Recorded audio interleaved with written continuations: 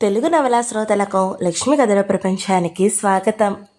ఎద్దనపూడి సులోచనారాయణ గారు రచించిన అమృతధార అనే నవలను ఈ రోజు నుంచి వినేద్దామండి. ఫిబ్రవరి నెల మధ్యాహ్న సమయం. ఎండలో నులివెచ్చదనం హాయి గలుపుతుంది.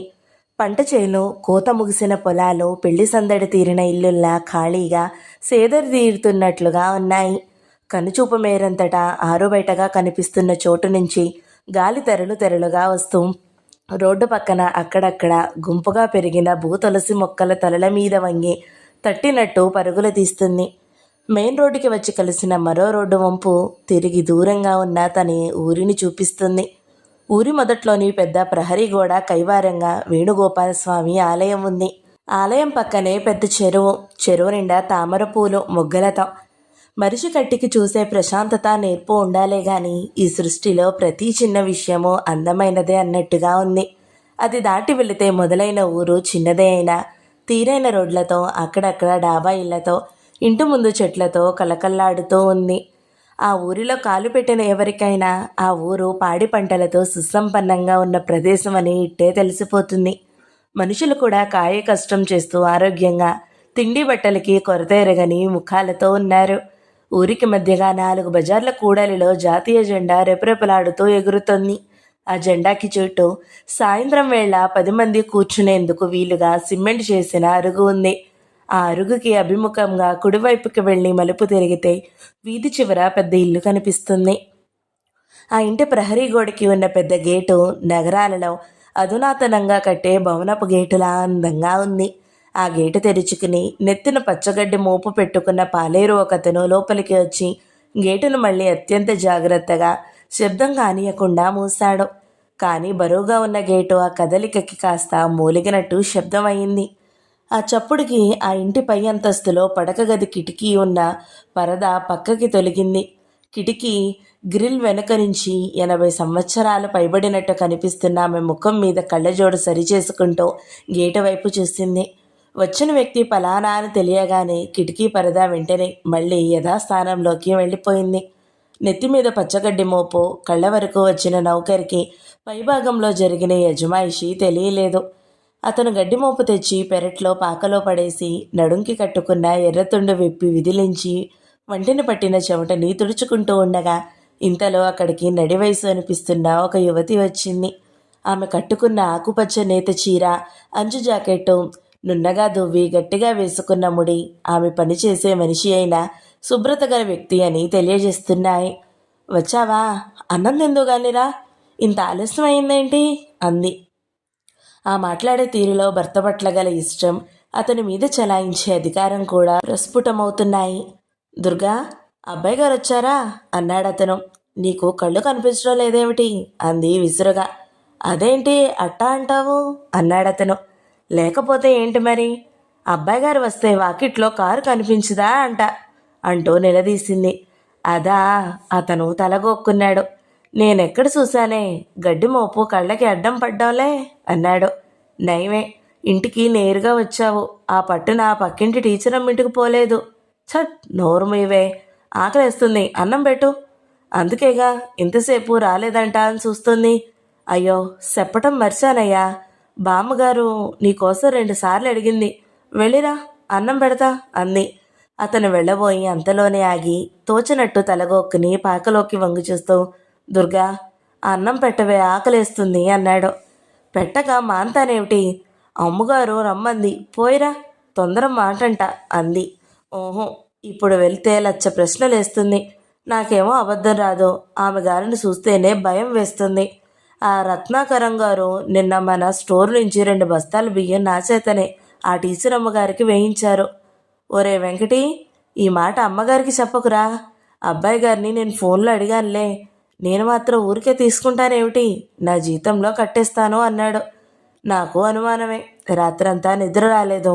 నాకు భయం వేస్తుంది దుర్గా. బస్తా బియ్యం అవలీలగా మొయ్యగల వెంకటి దృఢమైన శరీరంలో కళ్ళు మాత్రం మేక చూపుల్లా బేలగా ఉన్నాయి. దుర్గ కూర్చుని గిన్నెలు సర్దుకుంటున్నదల్లా ఆగి బుగ్గను చెయ్యి పెట్టుకుని రెప్పవల్చకుండా తీక్షణంగా చూసింది. వెంకటి భార్య చూపులకి తట్టుకోలేనట్టుగా పక్కకి చూస్తూ మెడ మీద గొక్కున్నాడు.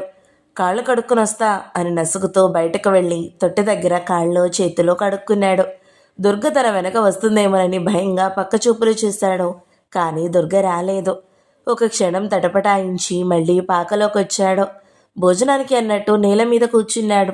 దుర్గకి ఆ క్షణంలో భర్తను చూస్తే నమిలి మింగేయాలన్నంత కోపం వచ్చింది. గట్టు మీద పెట్టిన కంచం తీసి అతని ముందు గిరాటేసినట్టు పడేసింది. అబద్ధాలు చెప్పే గుండె ధైర్యం ఉంటే అలాంటి మనుషులు చెప్పినా పనులు చెయ్యాలి. కాదంటే నా వల్ల కాదని దండం పెట్టి ఇంటికి రావాలి. నీకేమో ఈ రెండూ రావు. అబ్బాయి గారికి తెలిస్తే మన నోట్లో దుమ్ము పడుతుంది. కంచంలో అన్నం కూర పడేస్తూ అంది. వెంకటి ఏమనలేదు, తినసాగాడు.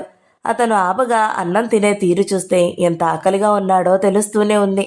బయట ఎండ ఎక్కువ లేకపోయినా 2 మైళ్ళ దూరం నుంచి పెద్ద గడ్డిమోపు మోసుకురావడంతో అతని వంటిని ఇంకా చెమటలు అలుముకుంటూనే ఉన్నాయి. భర్త ఎప్పుడూ ఇంతే, శక్తికి మించి శ్రమ పడతాడు. అహర్నిశలు తనకి అన్నం పెట్టి నీడనిచ్చిన యజమాని సేవకే ఈ శరీరం అన్నట్టు బ్రతుకుతాడు. ఒరే వెంకటీ అని పెద్దమ్మగారు పిలిస్తే చాలు, నిద్రలో కూడా ఉలికిపాటుగా లేచి పరుగు తీస్తాడు. మనిషి చూడడానికి వస్తాదులా ఉన్న మనసు మాత్రం విన్నా ఏ బాధకి తట్టుకోలేడు. ఎవరికి బాధ వచ్చినా చూడలేదు. పెద్దమ్మగారు కాస్త కసిరితే చాలు కళ్ళ వెంట ఆడపిల్లలా నీళ్ళొచ్చేస్తాయి. పెట్టిన అన్నం తింటాడే తప్ప ఒక్కనాడు కూడా అది కావాలని గాని ఇది బాగాలేదని గాని అనడు. అతని మంచితనానితోనే అన్ని బాధలు తప్ప అతనితో ఒక్క బాధ కూడా లేదు. దుర్గకి కోపం అంతా పోయి భర్త అంటే ప్రేమ జాలి ముంచుకొచ్చాయి. ఆ రత్నాకరం గారి సంగతి ఎవరికి తెలియదు. అమ్మగారి ముందు ఒక రకంగా అవతల ఇంకో రకంగా ఉంటాడు. ఆయన గారి మీద నేరం చెప్పిన వారి ఉద్యోగాలు పోవడమే తప్ప ఆయన ఉద్యోగం మాత్రం పోదు. అవును మరి, తను పుట్టక ముందు నుంచి అంటే ఈ 30 ఏళ్ళలో అప్పటి నుంచి ఆయన ఉన్నాడయ్యే. దుర్గా అనిట్టు వచ్చింది. అబ్బాయి గారు ఈరోజు వస్తారంటావా? అన్నం తింటున్న వెంకటి తలెత్తుతూ అడిగాడు. బాగుంది, నాకేం తెలుసు అంది దుర్గా. అబ్బాయి గారు చాలా మంచివారే దుర్గా అన్నాడు వెంకటి. ఈ అబ్బాయి గారు అనడంతోనే అతని పట్ల వెంకటికి గల ఆత్మీయత ఇష్టం అర్థమవుతున్నాయి. ఇప్పుడు ఎవరన్నా కాదన్నారేంటి? దుర్గా కసిరింది. వెంకటి అసలు ఎక్కువగా మాట్లాడడు. మాట్లాడినా 1-2 మాటలు అర్థం పద్ధం లేకుండా ఉంటాయి. ఆమె గారు చెప్పినట్టు ఆ శివంగిపురం సంబంధం కుదిరితే బాగుండును. అబ్బాయి గారు అప్పుడైనా ఇక్కడికి ఎప్పుడూ వస్తూ ఉంటారు. అబ్బో, అబ్బాయి గారి మీద ఎంత ప్రేమ! ఆయన గారికి నువ్వు అసలు గుర్తుంటావా అని? అంత ప్రేమ ఉన్నవాడివి ఆయన్ని నేను దుర్గా వచ్చి అక్కడే పని చేసుకుంటామని ఎన్నిసార్లు అడగవని పోరినా అడిగా వింట మరి అంది. దుర్గాకి సిటీకి వెళ్ళి ఉండాలని ఎంతో ఇష్టం. కానీ వెంకటి ఈ ఇల్లు వదిలి ఎక్కడికి రాడని అర్థమయ్యి ఆ కోరికని చంపేసుకుంది. వెంకటికి అబ్బాయి గారి మాట అంటే లక్ష్మణరేఖే. బామ్మ ఉన్నంత వరకు నువ్వు ఇక్కడే ఉండాలి వెంకటి, నీకు తప్పదు. ఆవిడ నాతో రమ్మంటే రాదు. నేను నా ఫ్యాక్టరీ వదిలి ఇక్కడికి రాలేను. నువ్వు ఉంటే బామ్మ గురించి నాకు నిశ్చింతగా ఉంటుంది అని ఆయన గారు అనడం దుర్గా స్వయంగా వింది. ఆయన పట్ల తనకి కృతజ్ఞత ఉంది. అందరి కష్టసుఖాలు నోరు విప్పి చెప్పుకోకుండానే గమనిస్తారు. బామ్మగారిలా కరుకు కాదు. వెంకటి భోజనం చేసి లేచి పాక బయట చేయి కడుక్కుంటుంటే పనికుర్రాడు చిన్న పరిగెత్తుకునొచ్చి బామ్మగారు రమ్మంటున్నారు అన్నాడు. వెంకటి దుర్గ వైపు చూశాడు. దుర్గ కింద పెట్టిన ఎర్ర తువాలు అందించింది. వెంకటి దాన్ని దులిపి తలకి చుట్టుకున్నాడు. అతను లోపలికి వచ్చి మెట్లెక్కి పైకి వెళ్ళబోతుంటే చిన్న బామ్మగారు వరండాలో ఉన్నారు అని కేక పెట్టాడు. వెంకటి తల వంచి వరండాలోకి వచ్చి స్తంభం దగ్గర చేతులు కట్టుకుని నిలబడ్డాడు. ఎంతసేపు అయిందిరా వచ్చి వెంకటి అంది ఆవిడ. ఇప్పుడే వచ్చానండి, వచ్చి భోంచేశాను. అతని కంఠంలో జంకు భయం. పిల్లిని చూసిన ఎలక గుర్తుకొస్తుంది. దుర్గా నేను రమ్మన్నానని చెప్పలేదు? చెప్పింది, కానీ ఆకలేస్తుంటేనూ. వెంకటి నసుకుతూ మెడ మీద గోక్కున్నాడు. కాస్త నా మాట విని వెళ్ళేసరికి నీకు కళ్ళు తిరిగిపోతాయా? నేను చూస్తూనే ఉన్నా. మీ అందరికీ అలక్ష్యం వచ్చేసింది. ఏం చేయను? అది నా కర్మ. మీ నుంచి, మీ ఇంటి నుంచి నాకు విముక్తి కలిగే రోజు రావడం లేదు. నా కంఠంలో ఆఖరి శ్వాస కూడా ఇలాగే హైరానా పడుతూనే పోతుంది. ఆవిడ ముఖంలో ముడతలు కాలం వేసిన ముద్రికలుగా కనిపిస్తున్నా ఆవిడ కంఠం మాత్రం కంచు కంటలా కంగుమంటుంది. ఆవిడలో అలసట శరీరానికే తప్ప కంఠానికి కాస్త కూడా రాలేదు. వెంకటి చేతులు కట్టుకుని తలదించుకుని వినయంగా నించున్నాడు.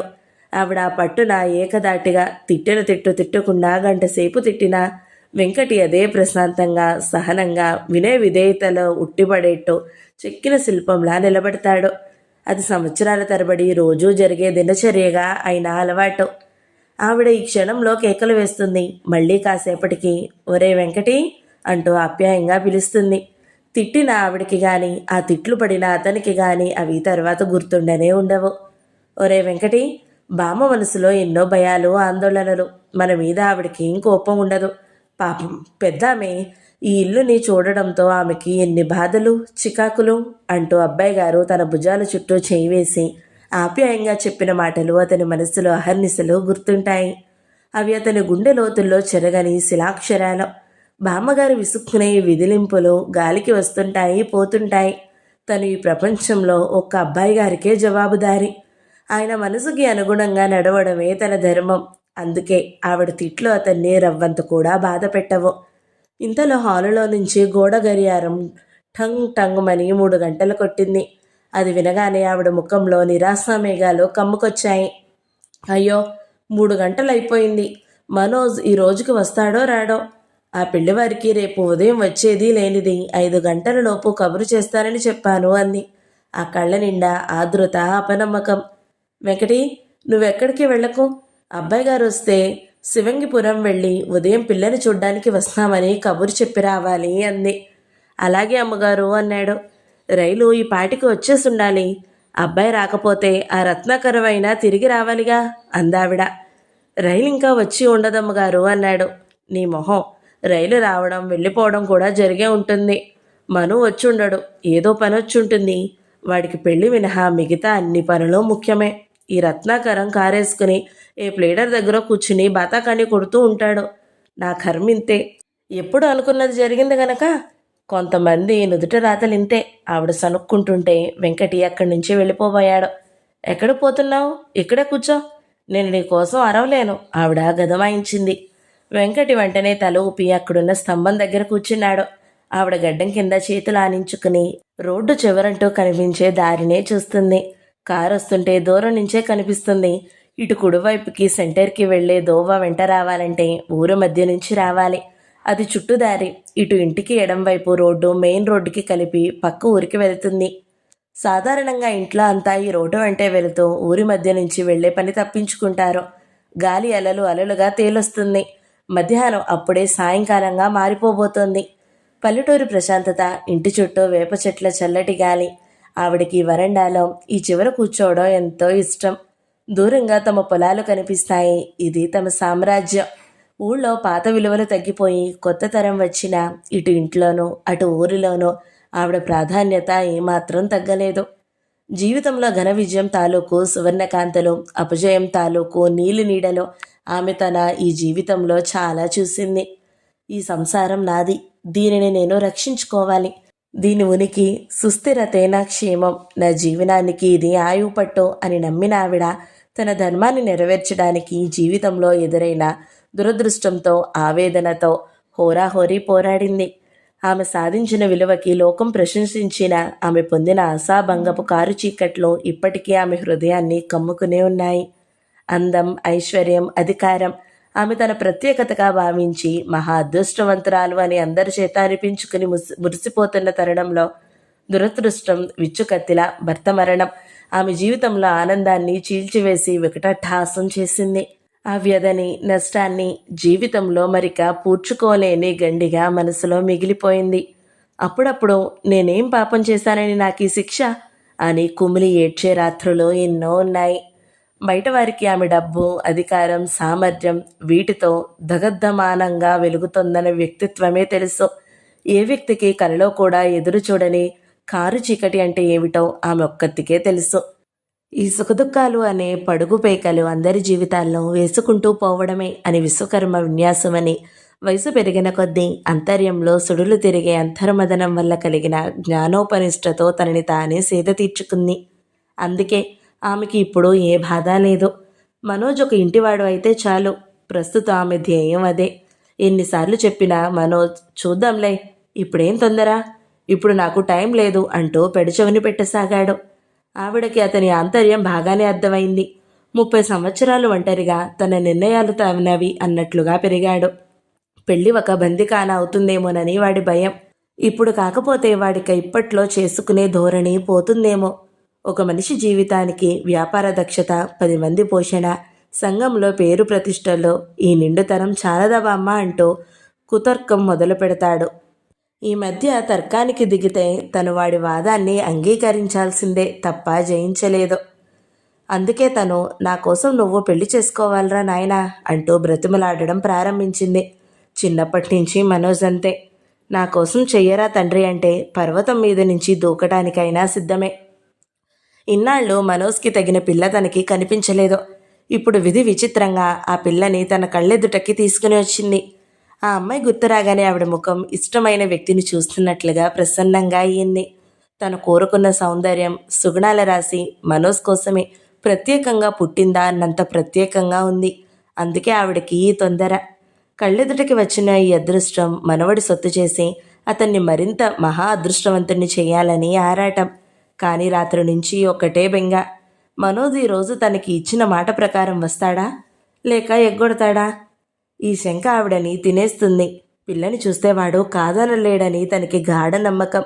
ఆవిడ తన అంతర్యంలో వేసిన సింహాసనం మీద ఇద్దరినీ కూర్చోబెట్టి 1,00,000 సార్లు నిశితంగా చూసింది.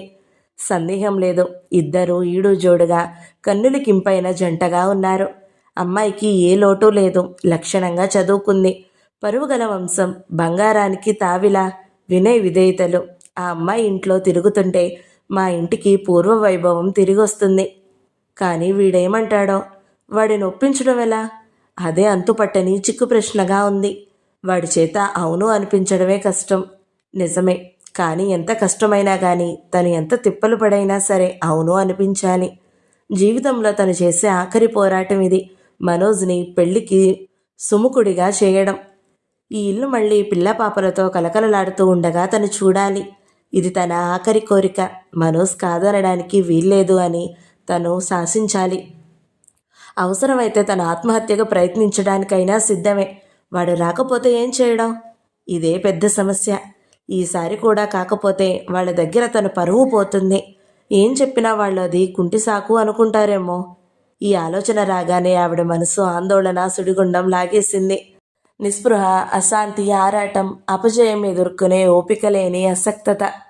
అమ్మగారు, అదుగో కారొస్తుంది. వెంకటి వరండాలో నుంచి చెంగున కిందికి ఉరుకుతూ అన్నాడు.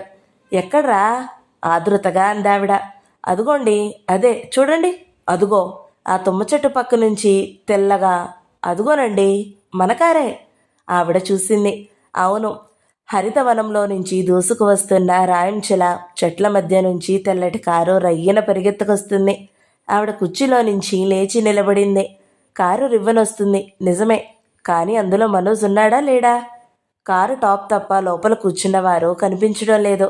వెంకటి, అబ్బాయి గారు వస్తున్నాడో లేదోరా అంది. ఆవిడ మనసు ఆశ నిరాశల మధ్య డోలయమానంగా ఉంది.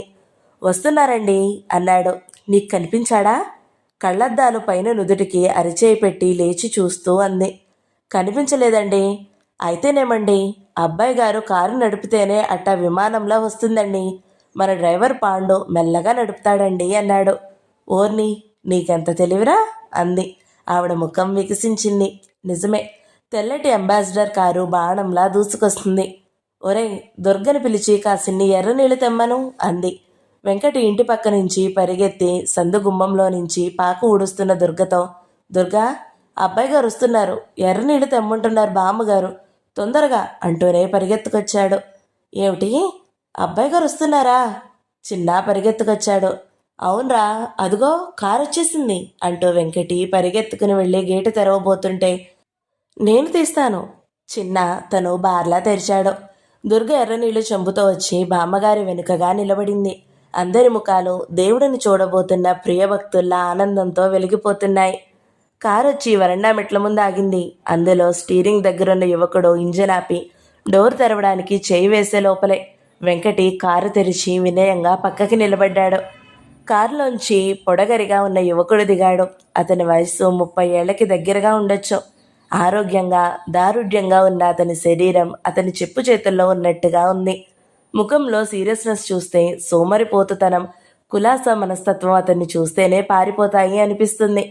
పెంకితనం, పొగరుబోతుతనంతో చిందులు వేసే ఈ ప్రపంచాన్ని ఎలా లొంగదీసుకోవాలో బాగా తెలిసిన ఆత్మస్థైర్యం కనిపిస్తుంది.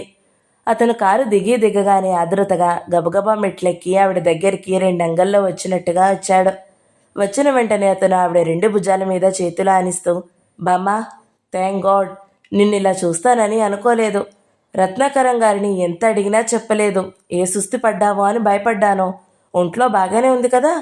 ఆవిడ నుదుటి మీద చెయ్యానిస్తూ అన్నాడు. ఆవిడ బాగానే ఉన్నానన్నట్టు తలూపింది. నన్నెంత కంగారు పెట్టావో తెలుసా? ఏమిటిది బామ్మ? నన్ను చూడాలని ఉంటే నువ్వే రావచ్చుగా. నన్ను ఇలా హడలు కొట్టడం దేనికి? అతని కంఠం గాద్గికంగా అయ్యింది. ఆవిడ ఇంకో సమయంలో అయితే మనవడి మాటకి ధీటుగా ఇంకేదైనా అనేదేమో. కానీ ఇప్పుడు ఆ ధ్యాసే లేదు. అమ్మయ్య, మనోజ్ వచ్చేశాడు. తన మాటని మన్నించొచ్చాడు. ఏదోలే అని ఎగ్గొట్టి తీసి పారేయలేదు. ఇది చాలా శుభ సూచకం అనిపించింది. కాలం కలిసి వస్తే ఇలా అనుకున్నవి అనుకున్నట్టు జరుగుతాయేమో. ఆవిడికి సంతోషంతో మాట రానట్టుగా ఉంది. దుర్గా, ఇలాతే అంటూ ఎర్రనీళ్ళందుకుని అతనికి దిష్టి తీసేసింది. ఇదేమిటి బామ్మ? నేనేమైనా సప్త సముద్రాలు దాటి ప్రయాణం చేసొచ్చానా? సంవత్సరాల తర్వాత నీ కంటికి కనిపించానా? నేనిక్కడికి వచ్చి 2 నెలలు కూడా కాలేదు అన్నాడు. అతని ముఖంలో వచ్చినప్పటి ఆదృత మెల్లగా అంతరించిపోతుంది. నువ్వు నన్ను ఏమీ అనొద్దు. ఆవిడ అతని చేయి పట్టుకుని, రా, ఈ క్షణం నుంచి మళ్ళీ నువ్వు ఆ కారులో ఎక్కే వరకు నా మాట కాదని అనడం లేదు. నేను చెప్పిన ప్రతిదానికి ఒప్పుకుంటున్నావు అంది. అతను ఆవిడ అన్న ఆ తీరికి కనుబొమ్మలెత్తి ప్రశ్నార్థకంగా చూశాడు. వెంటనే చిరునవ్వుతో, బాప్రే, ఇది ఉరిశిక్ష కన్నా డేంజర్ అన్నాడు. అప్పటికే వెనక నుంచి వచ్చిన రత్నాకరం, అమ్మగారు, రైలు దిగినప్పటి నుంచి మొదలు బామ్మకేమైంది? ఎందుకు అర్జెంటుగా రమ్మనమని ఫోన్ చేయించింది అంటూ ఒక్కటే ప్రశ్నలు. మీరే వచ్చి చూడండి బాబు అన్నాను తప్ప నోరు ఇంకేం మెదపలేదు అన్నాడు. ఆయన మాటల్లో చూపిస్తున్న అతి వినయానికి దుర్గా మూతి తిప్పి వెళ్ళిపోయింది. వెంకటి మనోజ్ సామాన్లలో లోపలికి తీసుకుని వెళ్ళి మేడ మీద అతని గదిలో పెడుతున్నాడు. చెప్పు బామ్మ, ఏమైంది అన్నాడు. చెబుతానుగా, చెప్పడానికేగా నిన్ను రప్పించింది. పద, నీ గదిలోకి వెళ్ళి కాళ్ళు చేతులు కడుక్కో. వస్తావా రావా అని నిన్నటి నుంచి ఒకటే మొదలు పడుతున్నాను. వచ్చావు, బంగారు తండ్రివి. నిన్న ఆ దేవుడు 1000 ఏళ్ళు చల్లగా చూడాలి. ముందు విషయం చెప్పు, అతను బలవంతం చేశాడు. ముందు నీకు కాఫీ ఇవ్వాలి. నా చేతి కాఫీ తాగి 2 నెలలు అయింది. అవునా? పద అంటూ అతన్ని లోపలికి తీసుకుని వచ్చింది. మనోజ్ హాల్లోకి వచ్చి అక్కడున్న గొలుసుల ఉయ్యాల్లో కూర్చున్నాడు. ఈ ఇంట్లో చిన్నప్పటి నుంచి అతనికి అత్యంత ప్రియమైన స్థలం ఇది. ఇందులో బామ్మ ఒడిలో కూర్చుని ఆవిడ చెక్క పెట్టే రాజకార్యాలు ఎన్నో ఆలకించాడు. ఆవిడ లోపలికెళ్ళింది. బాబూ, మనోజ్, మీరెలాగూ వచ్చారు. ఆ శివయ్య పొలం తాలూకు దస్తావేజులు ఒకసారి చూడండి. బామ్మగారు ఆ పక్క పొలం కూడా కొనేద్దామని అంటున్నారు అంటూ గుర్తు చేశాడు. పొలమా? ఇంకానా? మనోజ్ ఉయ్యాలలో నుంచి దిగాడు. అతని ముఖంలో అయిష్టత కనిపించింది. ఆ వాయిదా తాలూకు కాగితాలు కూడా ఒకసారి. అలాగే, రాత్రి భోజనం అయిన తర్వాత చూస్తాను, తీసుకురండి అని చకచకా మెట్లెక్కి పైభాగంలో ఉన్న తన గదిలోకి వచ్చాడు. ఒకసారి గాలి నిండుగా పీల్చుకున్నాడు. విశాలంగా ఉన్న గది నీటుగా సర్ది ఉన్న సామానుతో తన రాక కోసం వేచి చూస్తున్నట్టుగా ఉంటుంది ఎప్పుడు. వెంకటి కిటికీ కట్టెను పక్కకు లాగాడు. గాలి రయ్యన వచ్చి అతని శరీరానికి తాగి సేద తీర్చసాగింది. సిటీలో వేగంతో నిండిన జీవితంతో పరుగులు తీసి అతని మనసుకి ఇక్కడికి వస్తే హాయిగా ప్రశాంతంగా ఉంటుంది. ఆ పక్క మీద వాలి వెంటనే ఏ షేక్స్పియరో చేతికి తీసుకోవాలి అనిపిస్తుంది. అతని మంచం పక్కనే ఒక ఫోటో ఉంది. దానిలో మనోజ్తో పాటు అతని భుజం చుట్టూ చేయి వేసి దాదాపు అతని వయసే ఉన్న కళ్ళద్దాలు పెట్టుకున్న చిరుగడ్డంతో మరో యువకుడున్నాడు. మనోజ్ ఆ ఫోటోని ఒక క్షణం తదేకంగా చూశాడు. అతను గుండెల్లో నుంచి ఎగదట్టుకు వస్తున్న నిట్టూర్పుని అణుచుకున్నాడు. వెంకటి అల్మారా తెరిచి మనోజ్ పైజామా లాల్చి ఉన్న హ్యాంగర్ తెచ్చి మంచం మీద పెట్టాడు. టవల్ తీసుకుని బాత్రూంలో పెట్టడానికి వెళ్తున్నాడు. వెంకటి, బాగున్నావా? వచ్చి మంచం మీద కూర్చుంటూ అన్నాడు. వెంకటి దండం పెట్టాడు. బాగున్నాను అన్నట్టు తల ఊపాడు. దుర్గ బాగుందా? అతను షూస్ విప్పి పక్కకు తోసేస్తుంటే వెంకటి వెంటనే వచ్చి అవి తీసుకుని వెళ్ళి కిటికీ కింద ఉన్న అరలో పెడుతూ, బాగుందండి, తమరు 4 రోజులుంటారా అని అడిగాడు. 4 రోజులా? రేపు ఉదయమే వెళ్ళిపోతాను. మనోజ్ చేతులు పైకెత్తి ఒళ్ళు విరుచుకున్నాడు. లేచి బాత్రూంలోకి వెళ్ళి ముఖం, కాళ్ళు, చేతులు కడుక్కుని టవల్తో తుడుచుకుంటూ వచ్చాడు. మళ్ళీ అతని కళ్ళు గదిని ఒక్కసారి ఎంతో ఇష్టంగా కలియజూసినాయి. సిటీలో ఇంతకంటే సౌకర్యాలున్న అందమైన భవంతి ఉన్నా ఏమిటో ఇక్కడికి వస్తేనే ఇంటికి వచ్చినట్లుగా అనిపిస్తుంది. మనసు చాలా రిలాక్సింగ్గా అనిపిస్తుంది. ఇంతలో బామ్మగారు తనే స్వయంగా కాఫీ తీసుకుని వచ్చింది. నువ్వు తెచ్చావేమిటి బామ్మ అన్నాడతను ఎదురుగా వెళ్ళి ట్రే అందుకుని తెచ్చి టీపాయ్ మీద పెడుతూ. ఆవిడ అక్కడున్న వెంకటి వైపు ఒకసారి నిశితంగా చూసింది. ఆ చూపుల అర్థం అతనికి ఏళ్ల తరబడి తెలుసు. తన ఉనికి అక్కడ అనవసరం అన్నమాట. వెంకటి గదిలో నుంచి వెళ్ళిపోయాడు. ఆవిడంత క్రితం పని పురమాయించింది. మనోజ్ తనే 2 కప్పుల్లో కాఫీ పోసి ఒక కప్పు ఆవిడకి ఇచ్చి మరో కప్పు తను తీసుకున్నాడు. నిజం బామ్మ, నీ చేతి కాఫీ తాగి 2 యుగాలైనట్లుంది. ఇప్పుడు చెప్పు, ఏమిటి విషయం? నువ్వు తాగు ముందు.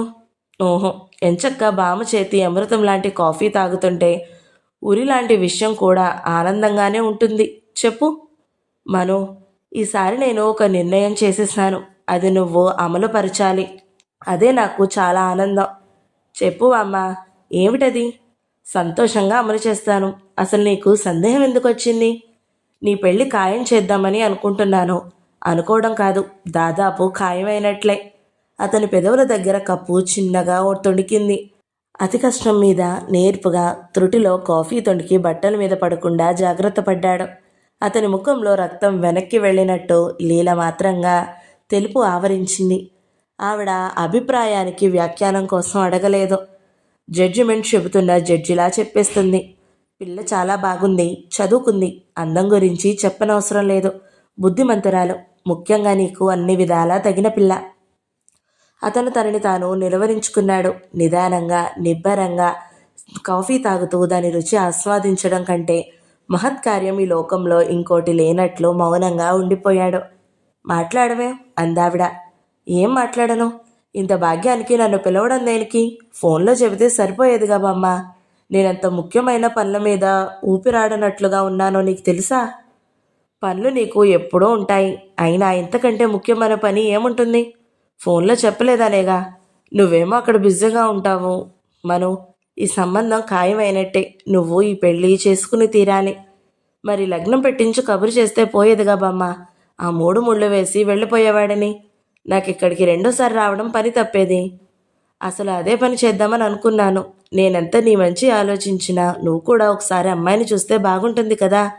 పిల్లని చూస్తే నువ్వు కాదను అని నాకెందుకో గాఢ నమ్మకం. నా మనసు మరీ మరీ చెబుతుంది. అయితే ఇంకేం, నేను చూడనవసరం లేదు. ఇదిగో వెంకటి, పాండు కార్ షెడ్లో పెడుతున్నట్టున్నాడు, వద్దని చెప్పు. అతను వాచి చూసుకున్నాడు. బామ్మ, ఇంకో అరగంటలో ట్రైన్ ఉంది, నేను వెళ్తాను. మళ్ళీ నువ్వు ఎప్పుడు రమ్మంటే అప్పుడు వస్తాను. వెంకటి పిలిచాడు. ఎప్పటిలా వెంకటి పలకలేదు. వెంకటి, మనోజ్ మరోసారి పిలిచాడు. వెంకటి లేడు అందావిడ. లేడా? ఎక్కడికి వెళ్ళాడు? నేను శివంగిపురం పెళ్లివారికి రేపు ఉదయం అనుకున్న ముహూర్తానికి పెళ్లి చూపులకి వస్తానని కబురు పంపాను. అతను హతాశుడైనట్టు మంచం మీద కూర్చున్నాడు. కనుబొమ్మలు చిరాకుగా ముడిపడ్డాయి. ఇదేమిటి మళ్ళీ? నేను చూడనని, అవసరం లేదని చెప్పానుగా అన్నాడు. నీకు అవసరం లేకపోవచ్చు, కానీ వాళ్ళు ఒకసారి నిన్ను చూసి, ఆ అమ్మాయి నీ ఫోటో చూసిందనుకో. నా ఫోటో చూసిందా? ఎవరిచ్చారు? ఎప్పుడు? ఎక్కడ? అతను అడిగాడు. ఇంకెవరిస్తారు? నేనే ఇచ్చాను. ఆ అమ్మాయి మన ఇంటికి వచ్చింది, నేనే తీసుకొచ్చాను. ఈ గదంతా కూడా చూసింది. చాలా మంచి పిల్ల. ఆవిడ మాటికి ఈ మంచి పిల్ల అనే కిరీటం పెట్టడం అతనికి చిరాకు రెట్టింపయ్యింది. ముక్కు ముఖం తెలియని ఎవరో అమ్మాయిని తన గదికి తీసుకురావడం వినగానే చిరాకు ఇంకా పెరిగింది. ఆవిడ మళ్ళీ అంది, పిల్లని నువ్వు చూడాల్సిన పని లేదు. నేను చెబుతున్నానుగా, లక్షణంగా ఉంది. కానీ ఇది లాంఛనప్రాయంగా జరగబోతున్న పని. లాంఛనమా? ఎవరి కోసం? అటూ ఇటూ ఇరువైపులా పెద్దల కోసం. వాళ్ళ ఆచారాలు కొన్ని ఉంటాయిగా. మనకి అలాంటి ఆచారం లేదని చెప్పకపోయావా? విసురుగా అన్న అతను కిటికీ దగ్గర కోపంగా నిలబడ్డాడు. అతని చిరాకు, అయిష్టత ఆవిడ మనసుకి చివుక్కుమనిపించాయి. మనో, ఆవిడ కళ్ళల్లో గిర్రున నీళ్లు ఉబ్బికొచ్చాయి. మనవడు ముఖం తిప్పుకుని వెళ్ళి కిటికీ దగ్గర నిలబడడం ఆవిడ ప్రాణం గిజగిజలాడింది. వచ్చి అతని చేయి పట్టుకుంది. నన్ను ఆదృత పెట్టకురా, నాతోరా, పిల్లని చూడు. నువ్వు పిల్ల నచ్చలేదనంటే నేనేమీ బలవంతం చేయను. నిజం చెబుతున్నాను. నీకు పెళ్ళి ఆలస్యమైందనే ఆవేదన నన్ను చంపేస్తుంది. ఏం చేయను? మన ఇంట్లో జరిగిన కొన్ని దురదృష్టాల మూలంగా నీ పెళ్ళి వాయిదా పడిపోయింది. నీకసలు ఏ ముచ్చటా తీర్చలేకపోయాను. చిన్నప్పుడే ఇంటి భారం నీ నెత్తిన పడేసి అందరూ పొందే చిన్న ఆనందాలు కూడా నీకు దక్కకుండా చేశాను. నాకు ఈ ఒక్క అవకాశం ఇవ్వరా నాయనా? మనోజ్ ఆవిడ చేతుల్ని సున్నితంగా వదిలించుకున్నాడు. నేనెప్పుడూ అలా అనుకోలేదు బామ్మ. ఈ ఇంటి బాధ్యత చిన్నతనంలోనే పంచుకుని నీకు తోడుగా ఉన్నందుకు నాకు ఎప్పుడూ ఆనందంగానే ఉండేది. నువ్వసలు అలా ఎందుకు అనుకుంటున్నావో నాకు అర్థం కావడం లేదు. పెళ్లి చేస్తే ముచ్చట తీరదు బామ్మ. నువ్వు చెప్పు, నేను స్వేచ్ఛగా ఆనందంగా ఉండడం నీకు ఇష్టం లేదా? నా మెడకి ఒక గుదిబండ బిగిస్తావా చెప్పు? నేనేమైనా తప్పు చేశానా? చిన్నప్పుడైతే గోడ కుర్చీ వేయించేదానివి, ఇప్పుడేం చేయమంటావు? అతను 2 చేతులు జోడించి దండం పెట్టాడు. బామ్మ, ప్లీజ్ అర్థం చేసుకో. నేనిప్పుడు పెళ్లి చేసుకోలేను. మన ఫ్యాక్టరీలో ఇంకా అభివృద్ధి చేయాలి. పోటీ తట్టుకోవాల్సింది. నా ఫ్యాక్టరీలో పనిచేసే 100 మంది కుటుంబాలు నా వాళ్లే అనుకుంటున్నాను. నేను ఒంటరివాడిని కాదు బామ్మ. నాకందరూ కావలసిన వాళ్లే ఉన్నారు. పెళ్లి పేరిట నేను మెడకి ఉచ్చు బిగించుకోలేను. నన్ను అర్థం చేసుకో. ఇప్పటికీ ఈ మాట వాయిదా వేయి. నేను చేయాల్సిన ముఖ్యమైన పనులు చాలా ఉన్నాయి బామ్మ. అతని మాటలు అనునయంగా నచ్చజెబుతున్నట్టుగా ఉన్నాయి. మను, ఆవిడ విలవలలాడుతున్న అంతర్యం ఆ అలసిన నయనాల్లో అద్దంలోలా ప్రతిఫలిస్తుంది.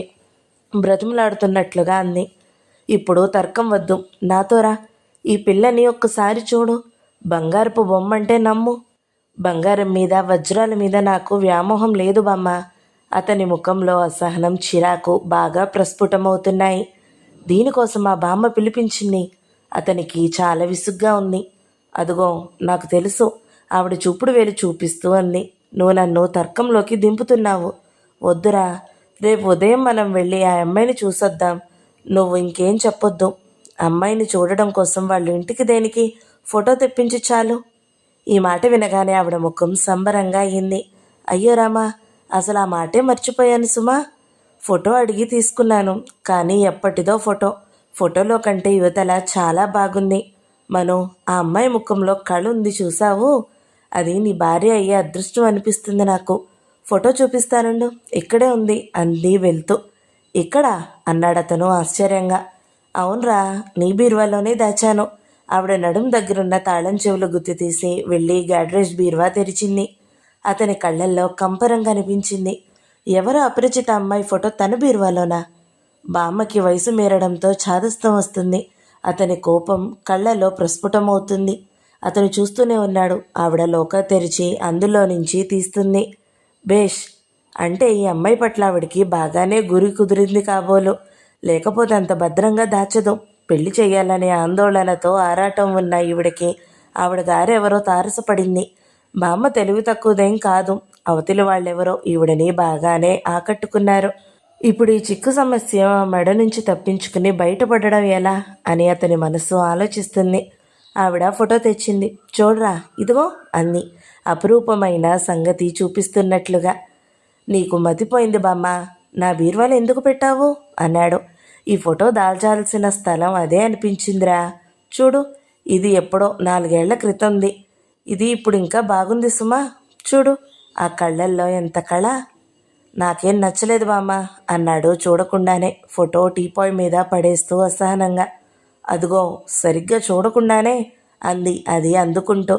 బాగానే చూశాను, నాకేం నచ్చలేదు. నువ్వు ఈ పెళ్లి మాట మర్చిపో. అతని కంఠస్వరం దృఢంగా, ఖచ్చితంగా, ఇక ఆ మాటకి తిరుగులేదన్నట్లుగా ఉంది. మర్చిపోన్రా, నేను చచ్చిపోయే లోపల నీ పెళ్లి చూడాలి. ఈ మాటలో నువ్వు కూడా మర్చిపోకు. ఆవిడ కంఠం అతని కంఠంతో సమంగా హెచ్చరిక చేసింది. ఈ అమ్మాయి ఇష్టం లేకపోతే సిటీలో నీకు నచ్చిన ఇంకెవరైనా ఉన్నారేమో చెప్పు. పెళ్ళి కాదని మాత్రం అనకు. నీకు తెలీదు నేనెంత ఆవేదన పడుతున్నానో అని. నాకు తెలుసులే, ఈ ఛాందసురాలికి ఏం తెలుస్తుందిలే నీకెలాంటి భార్య కావాలో అని అనుకుంటున్నావు కదూ. పోనీ నిన్నే చెప్పమంటున్నానుగా, కానీ అది చెయ్యవు. ఎన్ని రోజులు వాయిదా వేస్తావురా? అసలు ఈ పిల్లకి ఏమైందిరా? లక్షణంగా ఉంది. మీ ఇద్దరు ఎంత ఇడు జోడుగా ఉంటారో అని మురిసిపోయాను. ఆవిడ ఫోటో అతని మీదకి గిరాటు కొట్టింది. అకస్మాత్తుగా ఓటమికి తట్టుకోలేక ఆవిడకి ఏడుపొచ్చేసింది. అక్కడ కుర్చీలో కూలబడి ముఖానికి చెయ్యడ్డం పెట్టుకుంది. ఏడుపు ఆవిడ దుర్బలమైన శరీరాన్ని ప్రభంజనంలా కుదిపేస్తుంది. మనోజ్ అనుకోని ఈ సంఘటనకి నిరుత్తరుడయ్యాడు. బామ్మ ఎందుకు ఇంత బాధపడుతుందో అతనికి అర్థం కావడం లేదు. ఆవిడ విసురు కొట్టడంతో అతని ఛాతీ మీద పడి జారి కింద టీపాయ్ మీద బోర్లాగా పడిన ఆ ఫోటోని చేతుల్లోకి తీసుకున్నాడు. ఆవిడ ఏడుస్తూ అంటుంది, పిల్ల బాగాలేదట. బాగాలేదు? ఆ మాట మాత్రం అనుకురా. ఎవరైనా వింటే నవ్వుతారు, మనకి కళ్ళు లేవేమో అనుకుంటారు. మనోజ్ ఫోటో వైపు యాదాలాభంగా చూశాడు. ఉలిక్కిపడ్డాడు. ఆ వ్యక్తి తెలిసిన జ్ఞాపకం చురకత్తిలా అతని మనసుని చురుక్కుమనిపించింది. అతని కళ్ళు అప్పటికే ఆ ఫోటోని గుర్తుపట్టినాయి. ఈ అమ్మాయా? ఈ అమ్మాయి నా బామ్మ ఇంతసేపటి నుంచి ఇంతగా చెబుతుంది. My God! అతను నిర్వీర్ణుడయ్యాడు. ఆ చుట్టుపక్కల ఏం జరుగుతుందో తెలియనట్లుగా ఆ ఫోటోనే చూస్తున్నాడు. తన కళ్ళని తాను నమ్మలేకపోతున్నాడు. ఇది నిజమా కల? 2.5 సంవత్సరాల నుంచి వెతుకుతున్న వ్యక్తి ఇలా తన గుండెల మీదకి వచ్చి పడిందేమిటి? అది కూడా బామ్మ తన చేత్తో విసిరేసింది. My God! ఇది నిజమేనా? బామ్మగారేదో ఇంకా ఏడుస్తూ అంటూనే ఉంది. అతని చెవులకి అది ఎక్కడం లేదు. ఫోటోని చేతిలోకి తీసుకున్నాడు. అతని కళ్ళు ఫోటో మీద నుంచి మళ్ళలేకపోతున్నాయి. నిద్రలో నడుస్తున్న వాడిలా ఆవిడ దగ్గరికి వచ్చాడు. బామ్మా పిలిచాడు. ఆవిడ తలెత్తింది. మనవడిని చూడగానే భోరున ఏడుపొచ్చేసింది. మను, నేను అనుకున్నది అస్సలు ఎప్పుడైందిరా? ఎప్పుడూ జరగలేదు. ఇది శాపంరా. నిరాశతో చావడమే నా జీవితం. మొదటి నుంచి అంతే. నా అంత దురదృష్టవంతరాలు ఈ లోకంలో ఎవ్వరూ ఉండరు. నేనెందుకురా బ్రతకడం? దేనికోసం? నేను ప్రేమగా చూసిన అందరూ నన్ను మోసం చేశారు. నువ్వు కూడా అంతే చేస్తున్నావు. మనోజ్ ఆవిడ భుజం చుట్టూ చెయ్యేసి దగ్గరకు తీసుకున్నాడు. ఆవిడ జీవితంలో చేసిన యుద్ధం తనకంటే ఇంకెవరికి బాగా తెలుస్తుంది? ఆవిడ వెంట నీడలా ఉంటూ ఆవిడకి యుద్ధంలో సాయం చేసిన వ్యక్తి తనేగా. బామ్మ, ఈ ఫోటోలో అమ్మాయి నీకెలా తెలుసు? వాళ్ళెక్కడుంటారు? అతని కంఠంలో ఉప్పొంగి వస్తున్న ఆతృతని అదిమిపట్టి మామూలుగా ఉండడం కష్టం అయిపోతుంది. మన సుబ్రహ్మణ్యం గారి మనవరాలికి క్లాస్మేట్ అట. ఆ అమ్మాయి పెళ్లిలో చూశాను. సుబ్రహ్మణ్యం గారికి నేను సంబంధాలు చూడమని ఎప్పటి నుంచో చెబుతున్నానుగా. ఆయన చూపించారు. పెళ్లిలోనే నాకు నచ్చింది. మన కరుణాకరంతో కూడా వాకుబు చేయించాను. తల్లి తండ్రి చిన్నప్పుడు పోయారట. ఇద్దరే అక్కా చెల్లెళ్ళం. అక్క కూడా ఏదో సుస్థితో పోయిందట. తన పినతండ్రి అయిన రంగారావు గారింట్లో ప్రస్తుతం ఉందట. ఉద్యోగ ప్రయత్నం చేస్తుందట. ఈ లోపల నేను చూశాను. ఆవిడ హఠాత్తుగా తలెత్తి అతని గడ్డం పట్టుకుంది. నాయనా, మను, కాదనుకురా. ఈ అమ్మాయి నీకు తగిన భార్య అని నాకెందుకో మరీ అనిపిస్తుంది. ఆ అమ్మాయి మన ఇంటికి రావడానికే పుట్టినట్టు అనిపించింది నాకు. చూడగానే పిల్ల బాగుంది, చదువుకుంది, ముఖ్యంగా నమ్రతగా ఉంది. వాళ్ళు అనేవాళ్ళు ఎవ్వరూ లేరు. నేను ఎలాంటి పిల్ల నీకు భార్యగా కావాలని ఇన్నాళ్ళు అనుకుంటున్నానో ఆ లక్షణాలు అన్నీ ఉన్నాయి. అందుకే ఇంతగా అనిపిస్తుంది. మను, నీకు కాబోయే భార్య నీకు తగినట్టుగాను, మళ్ళీ నాకు మనవరాలిగాను, నాతో కూడా ఆపేక్షగా ఉండాలని నేను ఎప్పుడూ అంటూనే ఉన్నాను కదా. అక్షరాల అలాంటి అమ్మాయి నాకు కనిపించడం నా అదృష్టం కదూ. కాదని నన్ను బాధ పెట్టి అశాంతి పాలు చేయకురా. అతను ధైర్యం చెబుతున్నట్టుగా అనునయంగా, నిన్ను బాధ పెట్టాలని కాదు బామ్మ, కానీ నాకు కొన్ని సమస్యలున్నాయి. అతని చేతిలో ఆ ఫోటోని మళ్ళీ చూశాడు. మనోజ్ ఆ ఫోటో మీద నుంచి దృష్టి తిప్పుకోలేకపోవడం ఆవిడ గమనిస్తూనే ఉంది. అతను క్షణం ఆలోచించాడు. సరే బామ్మ, రేపు ఈ అమ్మాయిని చూడడానికి వెళదాం. నీ మాట నేను కాదని అనడం లేదు, అంగీకరిస్తున్నాను అన్నాడు. నిజంగానా మను? ఆవిడ నమ్మలేనట్టు చూస్తూ అంది. నిజంగానే బామ్మ. ఆవిడ కళ్ళు అపనమ్మకంగా చూశాయి. నేను ఏ నిద్రలోనో ఉండగా రాత్రి వెళ్ళిపోవుగా. ఓహో, తల తిప్పాడు. నా మీదొట్టు అంది. అతను నవ్వాడు. నవ్వినప్పుడు అతని ముఖంలో కళ రెట్టింపైనట్టుగా ఉంది. ఆవిడ చేతిలో చేయాలించాడు. ఒట్టు అన్నాడు. ఆవిడ ముఖం ఆనందంతో వికసించింది. పిల్ల చాలా బాగుంది కదూ అంది. పర్వాలేదు అన్నాడతను. పేరేమిటో తెలుసా? అమూల్య అంది. ఆ పేరు చాలా అపురూపంగా పలుకుతూ. అతను మౌనంగా చప్పున కిటికీ వైపు తిరిగాడు. ఆ ఫోటోలో ఉన్న అమ్మాయిని తను, బామ్మ ఇద్దరూ చూశారు. కానీ ఆ చూడడంలో ఎంత తేడా! మను, నేను కిందకి వెళ్ళి దుర్గకి నీకు తినడానికి ఏదైనా తెమ్మని చెప్పొస్తాను. ఇప్పుడే వస్తాను సుమా అంది ఆవిడ ఫోటో అతని చేతిలో పెట్టి వెళుతూ. ఇంకో నిమిషం అక్కడుంటే అతను మళ్ళీ ఏ మనసు మార్చుకుంటాడోనని ఆవిడ భయం. చప్పున గదిగుమ్మం దాటి వచ్చేసింది. ఆవిడ గబగబా మెట్లు దిగొస్తుంది. చివ్వున ఉబికిన కళ్ళ నీళ్లు తుడుచుకుంటుంటే అనిపించింది, ఈ క్షణంలో పైనుంచి ఏ దేవతలు ఆశీర్వదించారో. లేక ఆ ఫోటోలో అమ్మాయి పూర్వపుణ్యం చేసుకుందో, లేక తన కన్నీళ్లే వాళ్ళ గుండెని కరిగించాయో. ఏదైతేనేం వాడు సంబంధం చూడడానికి ఒప్పుకున్నాడు. అది కావాల్సింది. గదిలో మనోజ్ ఆ ఫోటోనే చూస్తూ వచ్చి మంచం మీద కూర్చున్నాడు. అతని అంతర్యం చిత్ర విచిత్రమైన సంఘర్షణకి గురవుతుంది. అమూల్య ఇంటికొచ్చిందా? తన ఫోటో చూసి తను ఎవరో తెలిసి కూడా పెళ్లి చూపులకి ఇష్టపడిందా? ఆ భావనే అతనికి గరళంగా ఉంది. అతను రెప్పవాల్చలేనట్లుగా తదేకంగా చూస్తున్నాడు. ఈ అమ్మాయి 2.5 సంవత్సరాల నుంచి తనని మానసికంగా ఎంత వెంటాడుతుంది. తన లాయర్లు ఈ అమూల్య కోసం నిశ్శబ్దంగా ఎంత గాలిస్తున్నారు. అనుకోకుండా కనిపించి మాయమైపోయి తన జీవితంలో పెను తుఫాను తెచ్చిపెట్టింది. అమూల్య తనని పెళ్లి చేసుకోవడానికి ఒప్పుకుంటుందా? ఛీ! అతని మనసు చీత్కారం చేస్తుంది. అతనికి ఆశ్చర్యంగా, ఆగ్రహంగా, ఉక్కిరి బిక్కిరి అవుతున్నట్టు ఉంది. జీవితం అనుకోకుండా ఈ అమూల్యని తన భవిష్యత్తు పట్ల అదృష్ట దురదృష్టాలు తూచే తరాజాగా నియమించింది. అతను వచ్చి మంచం మీద వెనక్కి వాలి కుడిచేయి తల కింద పెట్టుకున్నాడు. ఎడం చేత్తో ఆ ఫోటోని గుండెల మీద పెట్టుకుని ఆ ఫోటో మీద నుంచి కళ్ళు మర్చుకోలేనట్లుగా చూస్తున్నాడు. అమూల్య అతని కళ్ళ ముందు దాదాపు 2.5 సంవత్సరాల క్రితం ఆ సాయంత్రం జరిగిన పరిచయమే కదులుతుంది. అమృతధార మొదటి భాగం సమాప్తం. ఈ వీడియో మీకు నచ్చినట్లయితే లైక్ చేయండి, షేర్ చేయండి, మంచి కమెంట్ పెట్టండి. ఎవరైనా మొదటిసారి మన ఛానల్ని చూస్తున్నట్లయితే సబ్స్క్రైబ్ చేసుకోండి. Thank you so much for watching.